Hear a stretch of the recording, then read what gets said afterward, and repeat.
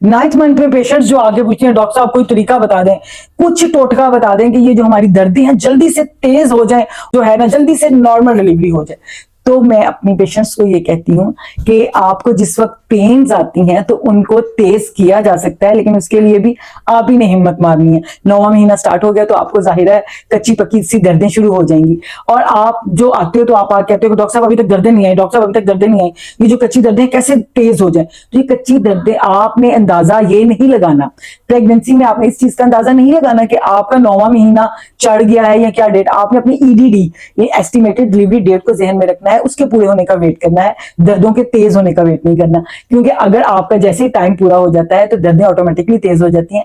जैसे ही आपको पेन्स हो और वो पेन बड़ी स्लो हो तो आपने लेट नहीं जाना कि अब तो बस दर्दें शुरू हो गई, पता नहीं क्या होने वाला है।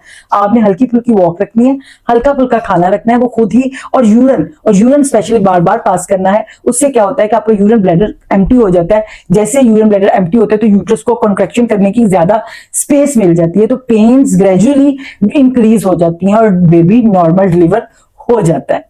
तो इसके लिए आप पूरे 9th मंथ, अगर आपको कोई मेडिकल इशू नहीं है, अपने आप को फिजिकल एक्टिव रखें, अपने होम टास्क को पूरा करते रहें, तो ये वक्त में भी अल्लाह पाक आसानियां कर देंगे।